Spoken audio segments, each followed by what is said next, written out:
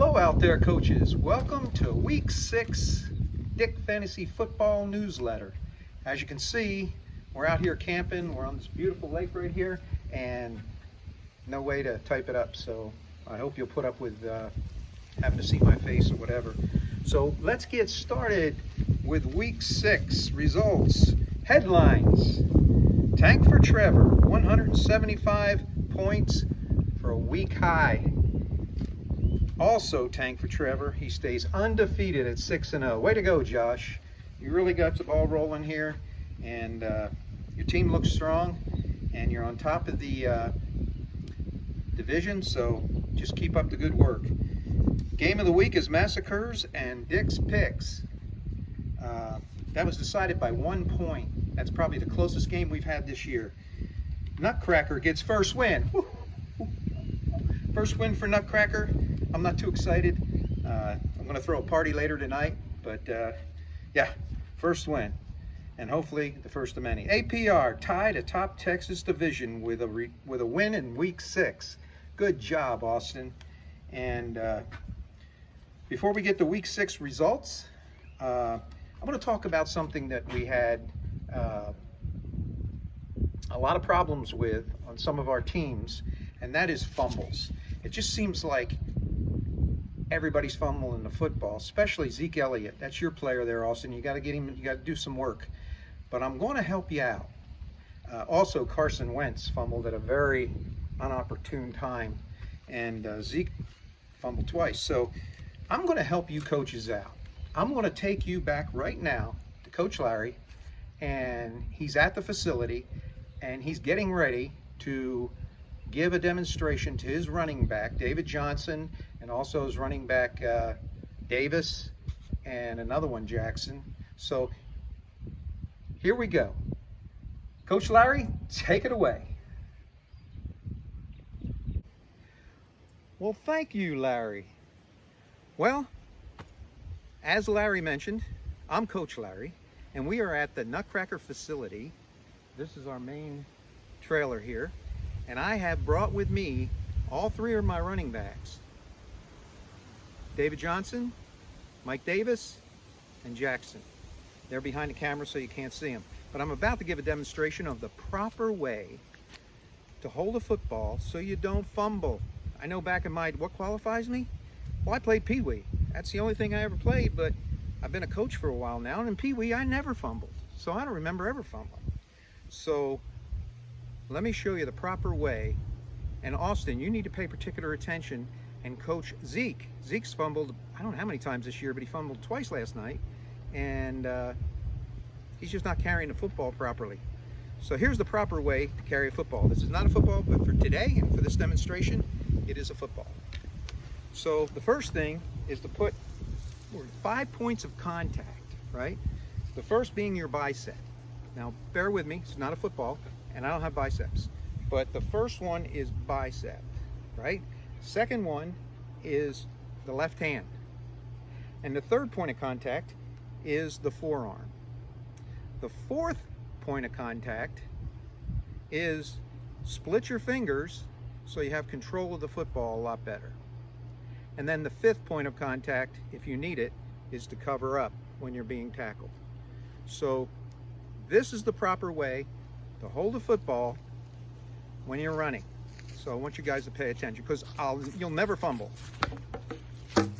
Oh, thanks a lot. Cut. Cut. Larry, back to you. Thank you, Coach Larry. Good job, I think. You might want to work a little bit more on that 5-point touch of the football there. Didn't go that well, did it? Let's get to this week's results. So the first one is Massacres over Dick's Picks. And that was a close game, like I said, the game of the week. And Phil, you had Mahomes with 30, so that's pretty good. And your running backs combined for 32. You just recently picked up Fulgham. I was gonna get him, but you picked up Fulgham off of waivers, and he gave you a real nice 21. Your defense got 20 and your kicker got 18. So good job, Phil, and a real nice win. Barely. Todd, your points from your two receivers, they combined for 60 points. So they did really good. Cooper and Jones. Your defense added 16, and starting Burrow as your starting quarterback, you would have won this thing. So, close one for you, Todd. Too bad. Tough loss. Nutcrackers over G-Man. Yes! And if anybody would want to give me my first win, I know it would be my good buddy G-Man. But he's competitive, and he loves the win. So, sorry about that, but I needed that win, buddy. Tannehill. I've really found a diamond in the rough with Tannehill. He had 46 points, and the running backs combined for 27. Fuller had 30 points. You were trying to trade for him there, Austin. And I'm glad I didn't do that trade. Although Mixon's doing pretty good, but Fuller had 30 points for me, which is pretty doggone good. And Claypool had 18, so hopefully he stays on the positive side. Jury, you were at a disadvantage, I have to admit, with your running backs on a bye. So I caught you at kind of bad time, but well, that's fantasy football. 3 receivers combined for 45 points, and your defense got 26. So I think with your 2 running backs that were out, Carson, and I can't remember who the other one was, you might have beat me. Tank for Trevor over D's boys. Gotta say, Josh, great win, but I was not too happy. You know, your text the other day to tell her you were sorry was a good thing, though. But the running backs combined for 42. Jefferson with 44 on 199 yards. Couldn't have got that one more yard, could he? And a touchdown. Kelsey with 22. Kelsey's been amazing for you. D, you had Watson at 47. Henry, he's a beast at 43. But the rest of your team was quiet. Starting Kirk over Landry, though, would have given you the win, honey. You started Coke just barely by a fraction. I love you, babe. Oracle over Knuckleheads. Eric, you had Allen with 22. Connor, 17. Brown, 23. And Kittle, another great tight end, 28. But Brian, you had a rough week. You barely hit the century mark. Ronald Jones, 26. Patrick, that you picked up, that was a good pick. I think his name's Tim Patrick. Good pickup. He had 18. But in all fairness, you had 3 big dogs out, including your quarterback, Wilson. So they were on a bye. APR over Tennessean. Austin, as I said before, you're atop the Texas division. I'm coming after you, buddy. But you're atop the Texas division, and only good things can happen from here. Galladay and Woods combined for 33.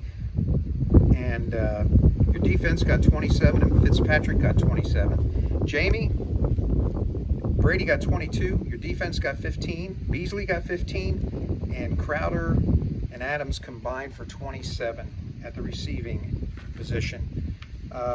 Avengers over Dictators. Ruth, another good win. Murray with 34 and Drake with 30.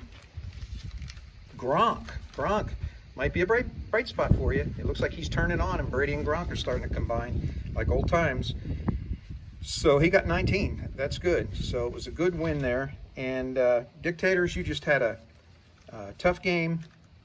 Clyde Edwards-Helaire, I think I got that right, 21 points, and was your only bright spot, buddy. So you got some work to do. Dick's Picks. Let's go to Dick's Picks. I was 4-2 this week. 4-2 this week for an overall 13-22. So I have about 9 more wins or so to get back to 500.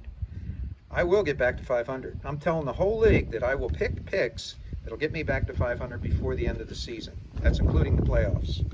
If I don't, I'll wear a dress on a busy corner in Granbury, and I'll hold a sign up to say, I suck at fantasy football. Phew, did I just say that? Anyway, I'm not worried about it. Tank for Trevor. Here's my picks for week 7. Tank for Trevor. Nutcracker. Woohoo! Oracle. APR. Dictators. And D's boys. Love you, babe, again. So let's get to stuff that matters.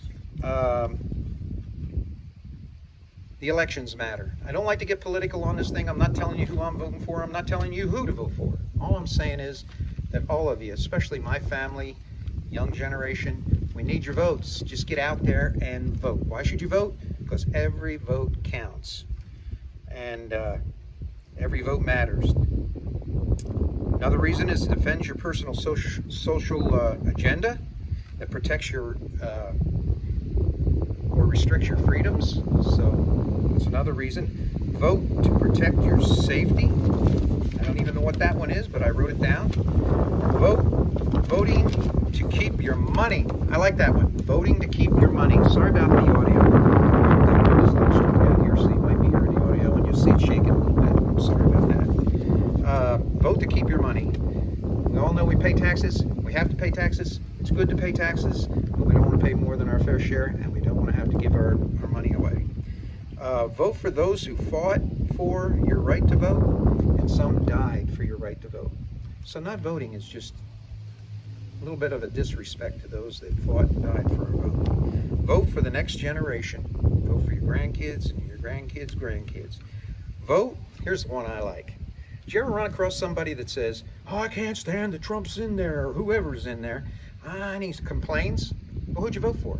Oh, I couldn't vote last time, it was Hillary and Trump. Well, if you don't vote, you don't have a right to complain. So go vote. Or lose your right to complain. Well, that's all I had, I think.